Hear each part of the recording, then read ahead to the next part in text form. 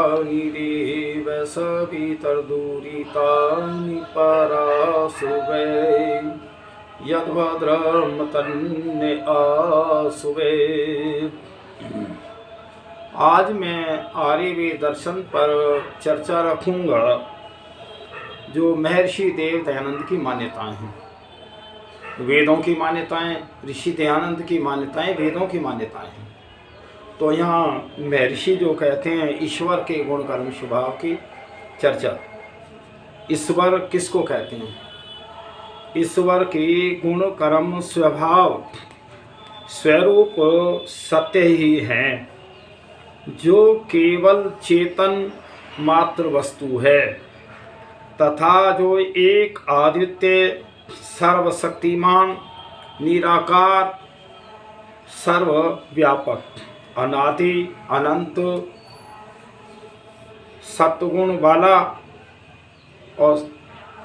और जिसका स्वभाव अविनाशी है, जो अनंत है, अनादि है और ज्ञानी, आनंदी, शुद्ध, न्यायकारी, दयालु, अजन्मा आदि है, जिसका कर्म जगत की उत्पत्ति, पालन और विनाश करना तथा सब जीवों को पाप पुण्य के फल ठीक ठीक पहुंचाना है, उसको ईश्वर कहते हैं। ये ईश्वर का कार्य है। ना ईश्वर कभी जन्म लेता, न मृत्यु को प्राप्त होता है और ना किसी के साथ अन्याय अत्याचार या ना किसी गलतियों को माफ करता है। अब आता है धर्म। धर्म कहते क्या है? आदमी झूठ बोल रहा है, मेरी कसम तेरी कसम, कहीं सारी कसमें खाता है और बोल रहा झूठ। तो धर्म कहते किसको हैं? जिसका स्वरूप ईश्वर की आज्ञा का यथावत पालन, पक्षपात रहित न्याय सर्वहित करना है, जो कि प्रत्यक्ष आदि प्रमाणों से सुपरीक्षित और वेदोक्त होने से सब मनुष्यों के लिए यही एक मानना योग्य है और उसको धर्म कहते हैं। तो यहाँ ऋषि दयानंद धर्म की परिभाषा कह रहे हैं और सारा दृष्टांत तो ईश्वर से जोड़ते हैं। जो ईश्वर की न्याय व्यवस्था है वो धर्म है। अब आता है अधर्म। किसको कहते हैं फिर? अधर्म जिसका स्वरूप ईश्वर की आज्ञा को छोड़कर और पक्षपात सहित अन्यायी होवे, बिना परीक्षा करके अपना ही हित करना है, जो अविद्या, हठ, अभिमान, क्रूरता आदि दोष युक्त होने के कारण वेद विद्या से विरुद्ध है और सब मनुष्यों को छोड़ने के योग्य है, वह अधर्म है। तो देखिए, जहाँ अधर्म और धर्म अपने अपने स्वार्थ के लिए लोगों ने बनाए हैं और वेद को तो भूल गए, ईश्वर को भूल गए, तो उसकी आज्ञा को तो मानते नहीं। अब कहते हैं पुण्य। पुण्य कहते किसको हैं और पुण्य की परिभाषा क्या है? तो यहाँ ऋषि कहते हैं पुण्य जो सत्य भाषण आदि सदाचार करना है, उसको पुण्य कहते हैं। मतलब सदाचार, हमारा आचरण बढ़िया हो और सत्य स्वभाव हो, वो पुण्य है। अब कहते हैं पाप। पाप किसे कहते हैं? जो पुण्य से उल्टा और मिथ्या भाषण करना है, उसको पाप कहते हैं। जो सारे दिन झूठ बोलते रहते हैं, ये पाप है। फिर आता है सत्य भाषण। सत्य भाषण जैसा कुछ अपने आत्मा में और असंभव आदि दोषों से रहित करके सदा वैसा ही बोलें और उसको सत्य भाषण कहते हैं। जिसमें झूठ ना हो वो सत्य को बोले, वो सत्य है। अब आप कहते हैं मिथ्या भाषण। मिथ्या किसको कहते हैं, झूठा किसको कहते हैं? जो कि सत्य भाषण अर्थात सत्य बोलने से विरुद्ध है, उसको मिथ्या भाषण कहते हैं, झूठा भाषण, झूठ बोलना कहते हैं। अब आता है विश्वास, जिसका मूल अर्थ और फल निश्चय करके सत्य ही हो, उसका नाम विश्वास है। जैसे हमने जो व्यक्ति अगला कह रहा है मैं ये तुम्हें अमुक चीज़ दे दूंगा, मैं उस समय पे आऊँगा, मैं ये करूँगा, अगर वो उस समय पे उन जिन व्यवहारों को बता रहा है, कर रहा है, नहीं करता है, तो वो झूठा है। फिर आता है वो विश्वास के योग्य नहीं है। अब आता है अविश्वास, जो विश्वास से उल्टा है और जिसका सत्य अर्थ न हो, वह अविश्वास है। जो झूठ के गपोड़े मारें और सत्य ना हो तो वो अविश्वास के योग्य नहीं है। ये दरवाजा बंद करो, तो वो विश्वास के योग्य नहीं है। और अब आता है परलोक। परलोक किसको कहते हैं? परलोक में वैसे मुक्ति का साधन और दुखों से छूटना परलोक है वैसे तो, जिसमें सत्य विद्या से परमेश्वर की प्राप्ति हो और उस प्राप्ति से इस जन्म और पुण्य जन्म और मोक्ष में परम सुख प्राप्त होना है, उसको परलोक कहते हैं। और यहाँ तो ठेका लेते हैं, साधु लोग देते हैं, मुल्ला मौलवी सब ठेका लेते हैं स्वर्ग का, कि तुम स्वर्ग में पहुंच जाओगे, तुम जन्नत में पहुंच जाओगे। लेकिन ये सब अपने कर्मों से है, किसी के कहने से नहीं मिल सकता। फिर आता है अपरलोक। अपरलोक जो अपरलोक से उल्टा है, जो परलोक से उल्टा है, जिससे दुख विशेष भोगना होता है, वह अपरलोक कहलाता है। जिसमें हमें दुख होते हैं वो अपरलोक है लोक। तो इसलिए जब अब आता है जन्म, जिसमें किसी शरीर के साथ संयुक्त होके जीव कर्म करने में समर्थ होता है, उसको जन्म कहते हैं। अब ये मेरे शरीर में आत्मा है, तो आत्मा मेरे शरीर का संचालन कर रही है, विचार दे रही है, नहीं तो आत्मा ना रहे तो शरीर की मृत्यु है। तो इसलिए उसको हम ये जन्म है आत्मा का, शरीर ये। फिर आता है मरण, जिस शरीर को प्राप्त होकर जीव क्रिया करता है, उस शरीर और जीव का किसी काल में जो वियोग हो जाता है, उसको मरण कहते हैं। जब किस कारण से कोई दुर्घटना हो जाए किसी प्रकार भी, जब ये आत्मा शरीर छोड़ देती है तो शरीर मृत्यु हो जाता है, मृत्यु हो जाती है शरीर। फिर आता है स्वर्ग। बहुत लोग स्वर्ग का ठेका भी लेते हैं, लेकिन स्वर्ग क्या है? जो विशेष सुख की सामग्री का जीव को प्राप्त होना है, वह स्वर्ग कहलाता है। देखिए, स्वर्ग वैसे सुख का नाम स्वर्ग है, पर प्रकृति में जो सुख है वो दुख मिश्रित है, उसमें दुख भी है, सुख भी है। और जहाँ स्वर्ग है, जो मोक्ष है, वहाँ आनंद ही आनंद है। वहाँ जीवात्मा परमात्मा के निकटता में रहता है, शरण में रहता है, उसमें व्यापकता में रहता है। अब कहते हैं नरक, जो विशेष दुख और दुख की सामग्री का जीव को प्राप्त होना है, उसको नरक कहते हैं। इस संसार में बहुत लोग दुखी भी हैं, सुखी भी हैं, लेकिन ये सारा हमारी अज्ञानता का कारण है, हमारे कर्म का कारण है। यहाँ विशेष देखें हम तो ये सारा जो कर्मों का जो फल मिल रहा भोग रहे हैं हम, ये विद्या ठीक नहीं है। सारे विश्व के अंदर कहीं अंग्रेजी, अन्य अन्य भाषाएं, अन्य अन्य भाषा, वो अगर भाषा है और ज्ञान है तो वेद का है। ईश्वरीय ज्ञान वेद सारे संसार के लिए समान है। उसे कोई भी वेदों को पढ़ ले, परमात्मा ने किसी के साथ अन्याय नहीं करा, ना कोई उसका शत्रु है ना मित्र है। सब हम उस परम पिता परमात्मा के भेजे हुए या संसार में, और हम अपने कर्मों से चल रहे हैं।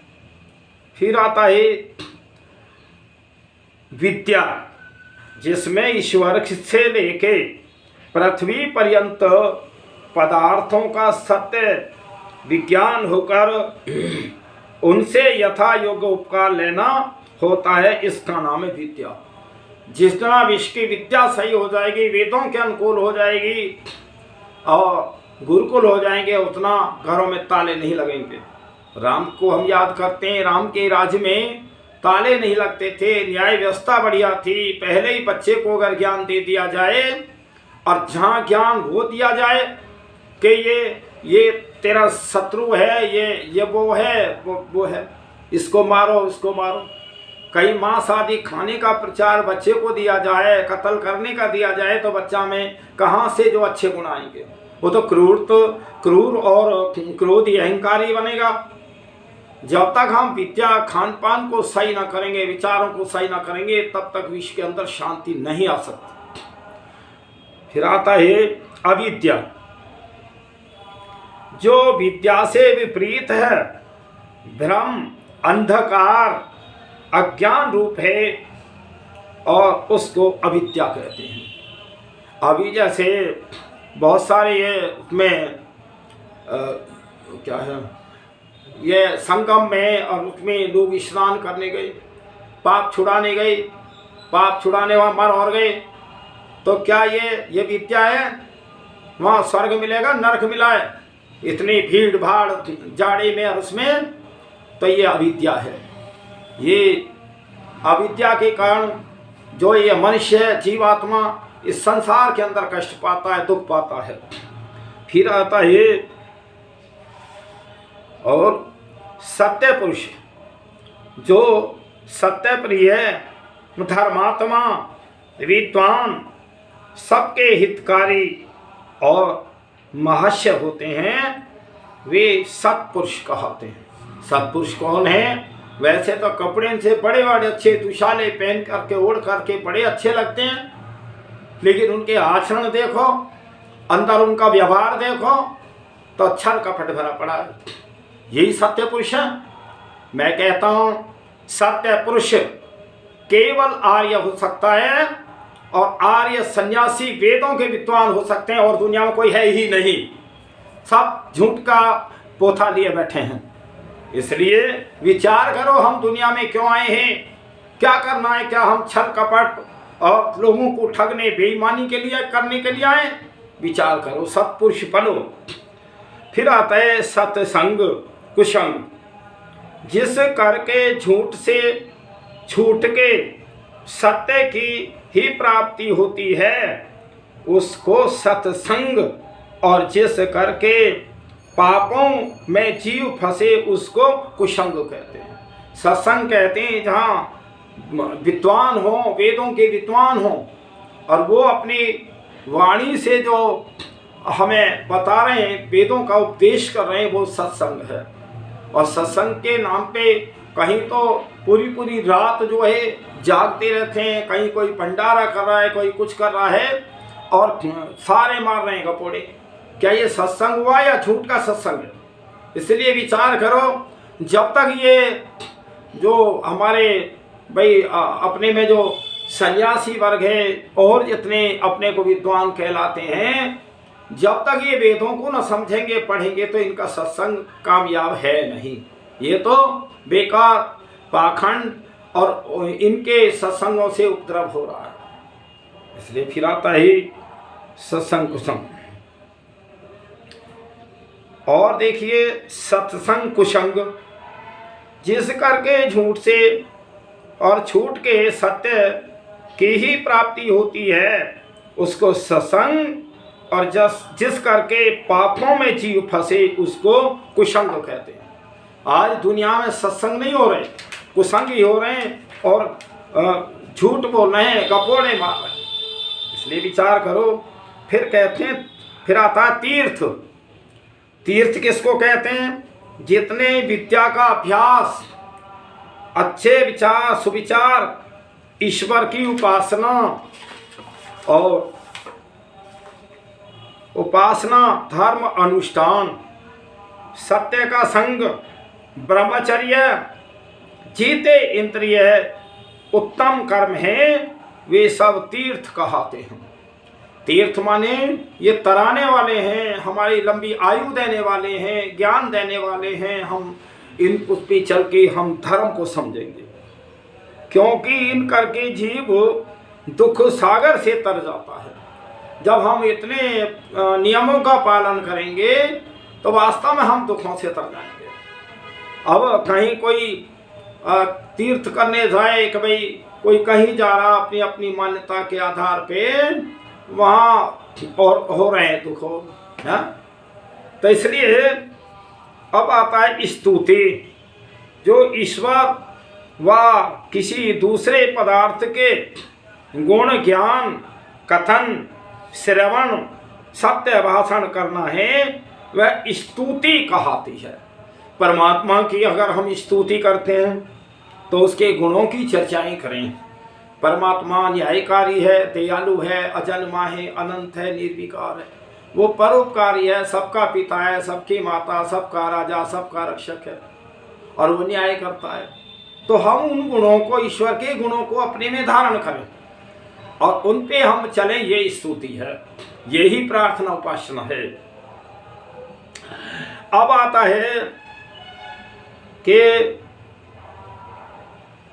स्तुति, जो ईश्वर व किसी दूसरे पदार्थ के गुण ज्ञान कथन श्रवण और सत्य भाषण करना है, वह स्तुति कहती है। फिर आता है स्तुति का फल। जो हम परमात्मा की प्रार्थना उपासना कर रहे हैं, सच्चे मन और ज्ञान से हैं, दूसरों को ज्ञान दे रहे हैं, उसका फल फिर क्या है? यह जो गुण ज्ञान आदि के करने से गुण वाले पदार्थों में प्रीति होती है, वह स्तुति का फल है। जब हम इन अपने आचार विचारों को परमात्मा से तुलना करके अपनी बुराइयों को छोड़ेंगे तो कितना बड़ा फल मिलेगा हमें। यह है प्रार्थना उपासना का फल। अब आता है निंदा। निंदा माने किसी की बुराई करना। निंदा कहते हैं जो मिथ्या ज्ञान, गपोड़े मारते रहते हैं लोग। अब जो बच्चे आने वाले हैं, अभी उन्होंने इतिहासों को नहीं जाना, संसार को नहीं जाना, उनके सामने गपोड़े हाँकते हैं, वो हाँ कर लेते हैं, क्योंकि वो अज्ञानता में अभी। तो ऐसे जो है लोग ढोंगी पाखंडी हैं। जब तक इन लोगों का विश्व से सुधार नहीं होगा तो शांति नहीं आएगी, अविद्या दूर नहीं होगी, आपस में प्रेम भाव नहीं बढ़ेगा। तो मिथ्या ज्ञान, मिथ्या भाषण, झूठ में आग्रह आदि क्रिया, जिससे कि गुण छोड़कर उसके स्थान में अवगुण लगाना होता है, वह निंदा कहती है। मतलब झूठ में असत्य को और असत्य को और सही बताना, ये सारी अविद्या तो है। आज संसार में लोग एक दूसरे को लूट रहा है। अगर हम इस संसार को देखें तो अगर हम सब पे चर्चाएं करें तो एक तरह से संसार एक दूसरे को लूट ही रहा है और सब कष्ट भी पा रहे हैं, दुख पा रहे हैं। ये व्यवस्था तब सुधरेगी, इस संसार के लोगों सुन लो, जितने तुम राजनेता हो, राजा हो, राजनीति कर रहे हो, पहले वेदों को पढ़ो। महर्षि मनु इसमें कहते हैं जो राजा हो चारों वेदों का विद्वान होना चाहिए, 4 ना पढ़े हो, 3 अथवा 2 या 1 वेद अवश्य पढ़ना चाहिए, और उनके सलाहकार मंत्री और सारा जो स्टाफ है सब वेदों के अनुकूल हो। मैं ही कहता हूं, तुम अच्छाई का मार्ग जानना चाहते हो, सलाहकार चाहते हो, तो सलाह लो आर्यों की, सन्यासियों की, वेदों के विद्वानों की, गुरुकुल के ब्रह्मचारियों की, और कोई है ही नहीं। मैं कहता हूं सारे विश्व को कहता हूं, सारा संसार अज्ञानता में है, ज्ञान है ही नहीं। ज्ञान तो वो है जो ईश्वरीय नियम है और उसके अनुसार जो परमात्मा ने सृष्टि बनाई उसके अनुसार जो चलते हैं वही ज्ञानी है। फिर आता है प्रार्थना। अपने पूर्ण पुरुषार्थ के उपरांत उत्तम कर्मों की सिद्धि के लिए परमेश्वर व किसी सामर्थ्य वाले मनुष्य के सहाय लेने को प्रार्थना कहते हैं। मुझे कोई आवश्यकता है, कोई विद्वान है, मैं प्रार्थना कर रहा हूँ भैया मुझे ये चीज़ दे दो, मुझे ज्ञान दे दो, बुद्धि दे दो, वो प्रार्थना। फिर आता है, फिर प्रार्थना का फल क्या है? प्रार्थना अभिमान का नाश। क्या फल मिलता है? प्रार्थना करने से अभिमान का नाश, आत्मा में आर्द्रता, गुण ग्रहण में पुरुषार्थ और अत्यंत प्रीति का होना प्रार्थना कहा है। हम जिसकी प्रार्थना करेंगे, बार बार उसको ध्यान में लाएंगे, तो हमारा जो स्वभाव है उससे जो है एक तरह मिलता जुलता होता चला जाएगा, जैसी संगति में बैठेंगे। तो इसलिए संसार में अगर संगति करनी है महापुरुषों की करो, और काई की भी ना करो तो तुम वेदों को पढ़ो। वेदों के जो विद्वान है स्वाध्याय करते रहो, बहुत अच्छा ज्ञान मिलेगा तुम्हें एकांत में रह करके भी। अब कहते हैं उपासना। उपासना किसको कहते हैं? जिससे ईश्वर ही के आनंद स्वरूप में अपनी आत्मा को मगन करना होता है, उसको उपासना कहते हैं। देखिए बहुत लोग जो है और संध्या उपासना करते हैं, लेकिन ये पूछे भगवान का दर्शन हुआ? कहते हैं भगवान का तो दर्शन हो ही नहीं सकता। लेकिन दर्शन जैसी जो वस्तु होगी वो उसी रूप में तो रहेगी। परमात्मा निराकार है। इस संसार के कण कण में देखो, सारी चीज़ों में देखो, जो 5 तत्व हैं, अग्नि जल वायु आकाश पृथ्वी, उन 5 तत्वों में ईश्वर व्यापक है। और ये सारे जड़ वस्तु हैं। इनमें जो गति दिखाई दे रही है स्वयं की गति नहीं है, वो ईश्वर की गति है। तो ऐसे ही जब हम उस परमात्मा की प्रार्थना उपासना उसका दर्शन करेंगे तो उसका नाम है उपासना, उसी का नाम भक्ति है। तो उसको उपासना कहते हैं। जैसे ईश्वर के गुणकर्म स्वभाव पवित्र हैं और वैसे अपने करना, ईश्वर को सर्वव्यापक, अपने को व्याप्य जान के ईश्वर के समीप, हम और हमारे समीप ईश्वर है। मतलब ईश्वर जो है मेरे अंदर व्यापक है। देखिए जब कोई मृत्यु होती है, किसी ने नहीं देखा कहीं आत्मा शरीर छोड़ के जा रहा है, नहीं लोग सोचते कि आप पकड़ लो। लेकिन जब जीव आत्मा इतना सूक्ष्म है, वो दिखाई नहीं दे रहा, और उससे भी अति सूक्ष्म परमात्मा जीवात्मा में व्यापक है, ये ईश्वर का दर्शन है। अब कहीं तुम ऐसी मूर्तियां बना लो और कहीं बना लो, माइकों में आवाज़ लगाओ, तो ये कोई ईश्वर की प्रार्थना उपासना नहीं है। या कोई तुम्हारे कारण से वो मनुष्य ने बहुत कष्ट पाया, सूली पे चढ़ गया, क्या वो भगवान था? तो इसलिए विचार करो, ये तुम कहाँ जा रहे हो? ये थोड़े दिन का जीवन है, मत किसी को ठगो, गलत रास्ता मत बताओ, रास्ता बताओ तो अच्छा बताओ, और रास्ता नहीं जानते तो चुप तो बैठे रहो। ये सारा संसार के अंदर अज्ञानता फैली हुई है। ईश्वर है ऐसा निश्चय योग अभ्यास से साक्षात करना उपासना कहलाती है, और इसका फल ज्ञान की उन्नति आदि है। जब हम साक्षात कर लेते हैं ईश्वर का कि वास्तव में ये ईश्वर का दर्शन है, और लोग कहते हैं ईश्वर तो है ही ना, दर्शन हमें हुए नहीं। भाई जो निराकार वस्तु है वो आंखों से नहीं दिखाई देती। अब मान लीजिए पत्थर के अंदर अग्नि है, दिखाई नहीं दे रही। वायु जो चल रही है, जब वृक्षों के पत्ते हिलते हैं, हमें ठंड ठंड लगते हैं कि हवा चल रही है, लेकिन हवा भी दिखाई नहीं दे रही। इसी प्रकार परमपिता परमात्मा सब कण कण में व्यापक है। जैसे मेहंदी होती है और हाथ रचाते हैं तो वो हाथ में लाल रंग हो जाता है, लेकिन मेहंदी को, ये पत्तों को देखो तो लाली तो नहीं दिखाई दे रही उसमें। जिस प्रकार से मेहंदी के पत्तों में लाली है, इसी प्रकार परम पिता परमात्मा सर्वत्र व्यापक है। जैसे दूध के अंदर घी है, तो ऐसे ही परम पिता परमात्मा सर्वत्र व्यापक है। उसका दर्शन कर लो, कहीं भी कोई एक कण भी खाली, एक पदार्थ भी कोई खाली नहीं है। फिर आता है निर्गुण उपासना। निर्गुण उपासना किसके को कहते हैं?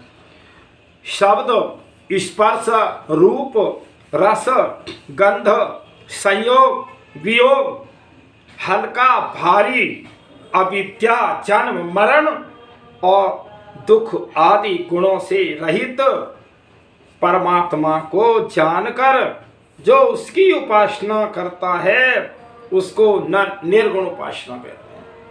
तो क्या हम ये तो जान लें कि ये परमात्मा सब में व्यापक है, लेकिन ऐसा जाने कि ये दीवार खड़ी है, ये खम्भा खड़ा है, ये बिजली के तार हैं, इस प्रकार परमात्मा को, ये तो साकार रूप में आ जाता है। तो इसलिए निराकार वस्तु दिखाई नहीं देती। मैं अब बोल रहा हूँ, मेरे शरीर में जो संचालन हो रहा है, गति हो रही है, वो जीवात्मा की है। मेरे शरीर में जीवात्मा है, लेकिन आंखों से मैं जीवात्मा नहीं देख सकता और किसी का नहीं देख सकता। लेकिन गति से ये पता लगा है कि शरीर में जीवात्मा है। जब जीवात्मा शरीर छोड़ देती है, निकल जाती है, तो शरीर की मृत्यु हो जाती है। ऐसे ही सारे संसार की जो आत्मा है वो ईश्वर है। सबको न्याय व्यवस्था दे रहा है, सबकी व्यवस्था कर रहा है। और जितने बरसात हैं, गर्मी, सर्दी, सूर्य, आकाश, चंद्रमा, तारे, सब में उस परम पिता परमात्मा की गति है। ये दर्शन है या ना? जब जो जड़ वस्तु होती है उनमें अपनी गति नहीं होती है, उनमें अपनी शक्ति नहीं होती है, उनमें जो है शक्ति होती है जीव आत्मा के। या तो परमात्मा की शक्ति से कार्य करा सारा संसार, या इन पदार्थों से लेकर के जीवात्मा मनुष्य कर रहा है, लेकिन कर तो इनमें शक्ति अपनी नहीं है। ये पदार्थ हमारे काम के लिए हैं, हमें संसार में रहने के लिए हैं, संसार चलाने के लिए हैं। स्वयं से अपने आप में कोई कुछ बन नहीं सकता, मकान नहीं बन सकता, रेलगाड़ी नहीं बन सकती, हवाई जहाज नहीं बन सकता। तो देखिए ये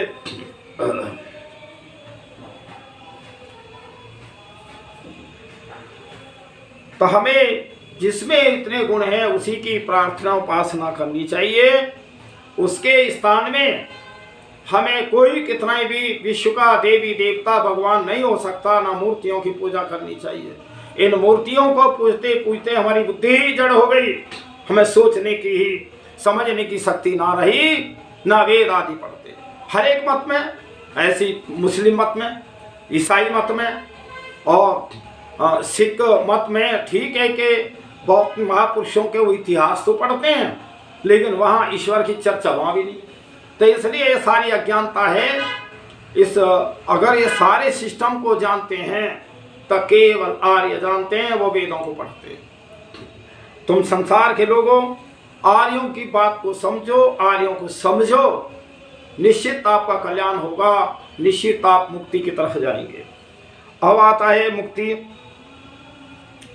अर्थात जिससे सब बुरे कामों और जन्म मरण आदि दुख सागर से छूटकर सुख स्वरूप परमेश्वर को प्राप्त होके और सुख ही में रहना है, वह मुक्ति कहलाती है। देखिए मुक्ति का जो अवधि है, ये जो वर्तमान सृष्टि चल रही है, इस सृष्टि का 1,08,53,53,125 वर्ष में। अब परमात्मा ने सृष्टि बनाई कितनी थी दिन के लिए? 4,32 वर्ष के लिए बनाई। फिर इतने ही दिन तक परमपिता परमात्मा प्रलय में रखता है। तो प्रलय में रह के जो जीवात्माओं के शरीर नहीं रहते, वो सारी प्रकृति सूक्ष्म में रह जाती है। तो फिर परमात्मा की जो रचना करता है सृष्टि की, 4,32 वर्ष के लिए सृष्टि बनाई है।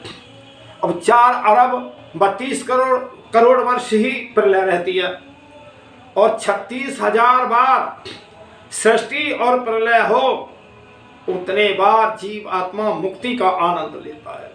अब आनंद क्या है? जब जीवात्मा परमात्मा की क्षण में रहता है, उसके निकटता में रहता है, तो आनंद तो परमात्मा के पास है। इस संसार में आनंद नहीं है, ये सुख है, सुख भी दुख मिश्रित है। परमात्मा में 3 गुण है, सत्य, चित्त और आनंद।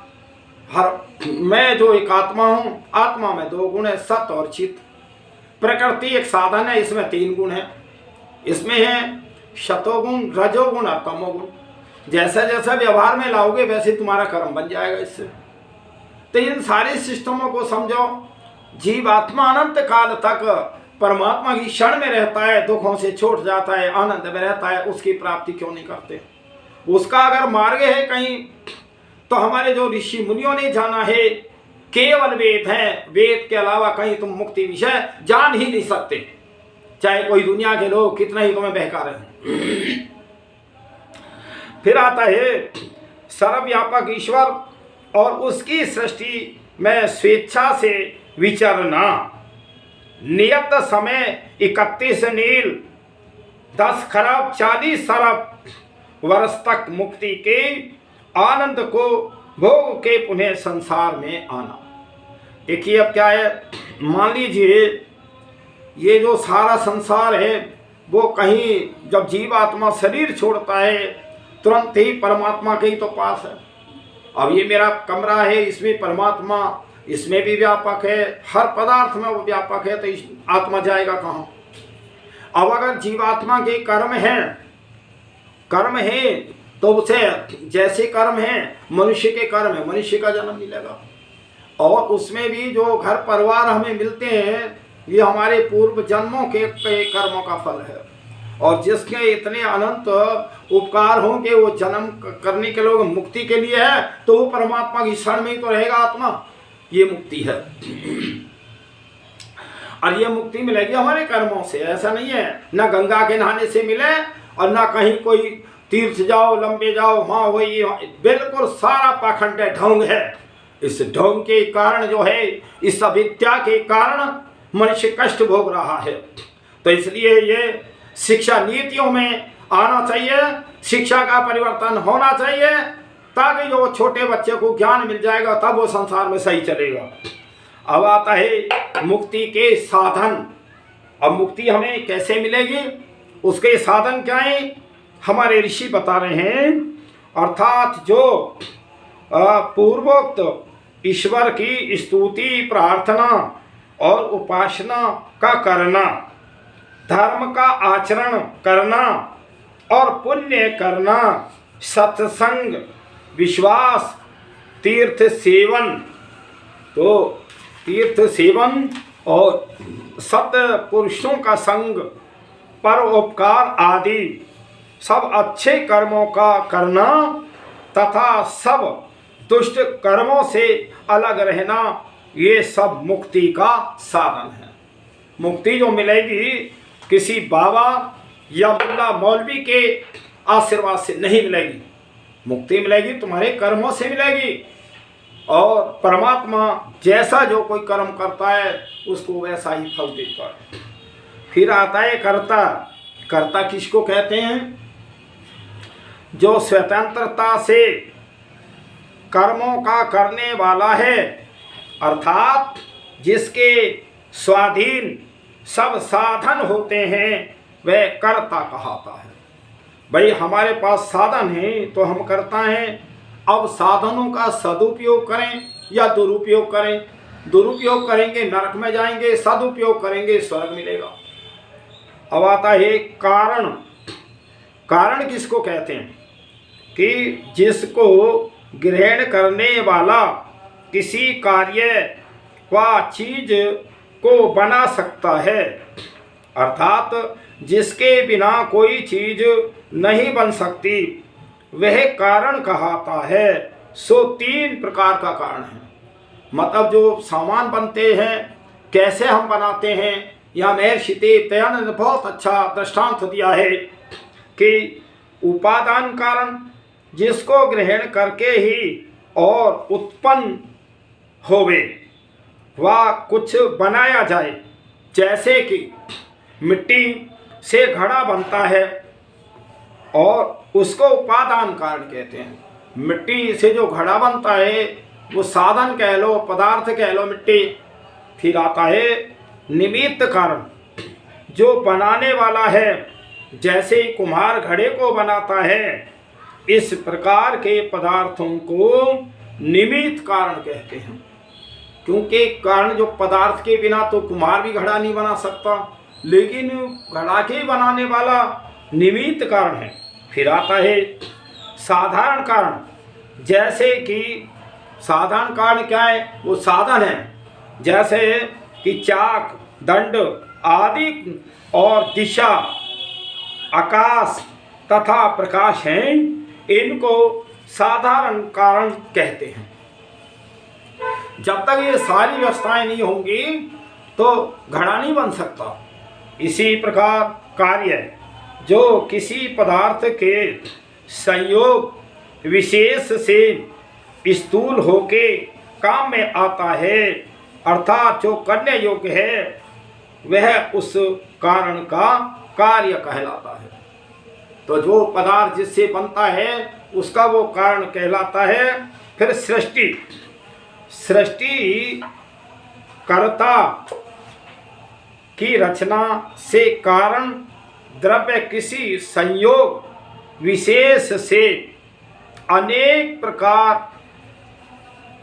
प्रकार कार्य रूप होकर वर्तमान में व्यवहार करने योग्य होती है, वह सृष्टि कहलाती है। जो ये सारा, वैसे ही सारा सृष्टि में 5 तत्व हैं बस।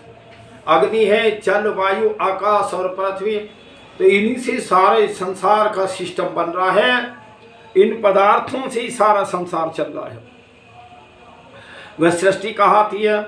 सृष्टि उसको कहते हैं जो पृथक द्रव्यों का ज्ञान युक्ति पूर्वक मेल होकर नाना रूप बनाना। सृष्टि का प्रयोजन यही है कि जिसमें ईश्वर से सृष्टि निर्मित गुण कर्म स्वभाव का साफल्य होना। जैसे किसी ने पूछा कि ये नेत्र किस लिए हैं, तो उसने कहा देखने के लिए। वैसे ही सारी सृष्टि रचने के ईश्वर की सामर्थ्य की सफलता सृष्टि रचने में है और जीवों के कर्मों का यथा योग फल भोग कराना है। कितना अच्छा उदाहरण दिया है कि ये तुम्हारे नेत्र जो है, तुम आंखें जो देख रहे हो, किस लिए आंखें? देखने के लिए। ऐसे ही उस परमपिता परमात्मा ने जो सृष्टि रची है जीवों के कर्म करने के लिए, और ये स्वयं का भी करता है ईश्वर का। तो देखिए बहुत परमपिता पूर्ण ज्ञानी है। फिर आता है जाति। आज जाति के झगड़े बहुत हैं भाई। ये जाति जो प्रथा डाली है ना, ये जो दूसरे मत वाले विदेशी लोग राज करने के लिए, फूट डालने के लिए ये जाति शब्द आया है। तो यहाँ कहते हैं जो जन्म से लेकर मरण पर्यंत बनी रहे, जो अनेक व्यक्तियों में एक रूप से प्राप्त हो, जो ईश्वर कृत अर्थात मनुष्य, गाय, असुमन, घोड़े, वृक्ष आदि समूह हैं, वे जाति शब्दार्थ से लिए जाते हैं। मनुष्य में कोई जाति नहीं है, मनुष्य जाति एक जाति है और गाय जाति अलग है, और वृक्षों में भी ये जातियाँ, वृक्ष जाति अलग है। इसी प्रकार ये संसार के लोगों, ये मनुष्य जाति एक ही है। ये हमारी जो कहीं जो 4 वर्ण की जो वो है महर्षि मनु ने दी है, वो भी जो है गुण कर्म के अनुसार है, जाति नहीं है वो। भाई जो वेदों को पढ़ेगा, यज्ञादि करेगा, दान देगा, लेगा, तो ब्राह्मण का ही कर्म तो हुआ। लेकिन अगर ब्राह्मण का बेटा वेद ना पढ़े और यज्ञादि ना करे, क्या वो ब्राह्मण है? वो शूद्र भी बनेगा। अगर कोई शूद्र वर्ण का बेटा और वो यज्ञ हवन करना जान जाए, वेदों को पढ़े, वो ब्राह्मण है। ये है महर्षि मनु की न्याय व्यवस्था थी। ऐसे ही क्षत्रिय, जो क्षत्रिय के योग्य हो वो क्षत्रिय, और जो व्यापार खेती आदि गाय आदि पालने का जो कार्य करे वो वैश्य होता था। कहाँ है जाति व्यवस्था? बताओ, कहाँ महर्षि मनु ने कही है जाति व्यवस्था? गुण कर्म स्वभाव के अनुसार ये वो है भाई। जैसे डॉक्टर है कोई, और कोई इंजीनियर है, कोई व्यापारी है, तो ये जातियां थोड़ी हो गई। ये तो उनके जो उन्होंने कर्म किए, उन कर्मों का वो उपाधि है। ऐसे ही हमने जाति बना करके ये सारे विदेशियों ने, और आज भी विदेशी उस भारत का पीछा नहीं छोड़े। कारण क्या है? भारत में ये यहाँ सीधे लोग हैं, और हिंदू तो बिल्कुल सीधा है। बहुत कटु भाषा में कहूँ तो ये बिल्कुल अज्ञानी है, इसीलिए ये बहक में आ रहा है। ऐसे ये या कोई भी बहका ले, थोड़े तुच्छ लालच में आ जाए, कुछ करना जानता नहीं, विज्ञान पढ़ता नहीं, थोड़ा बहुत लोभ लालच दे दिया, तेरी नौकरी लग जाएगी, तेरा वो हो जाएगा, इसी तरह जो है तुम बहकते चले गए। और मैं ये कह रहा हूँ, कोई भी मत पंथ अगर चलो ठीक है भाई बना ले अपना, तू ही हो जा बड़ा, लेकिन वहाँ मनुष्यता है तो नहीं, वो भी बेकार है। वो सारा एक तरह भीड़ इकट्ठी करनी है, और क्या है मनुष्य को। तो जो मनुष्य को मनुष्य बनाने का कहीं कोई कारखाना है तो वो वेद है, गुरुकुल है। इस संसार के लोगों, तुम ज़्यादा से ज़्यादा विद्यालय के लिए गुरुकुल खुलवाओ, जिससे मनुष्य अच्छे बने और ये अपराध खत्म हो। फिर आता है मनुष्य।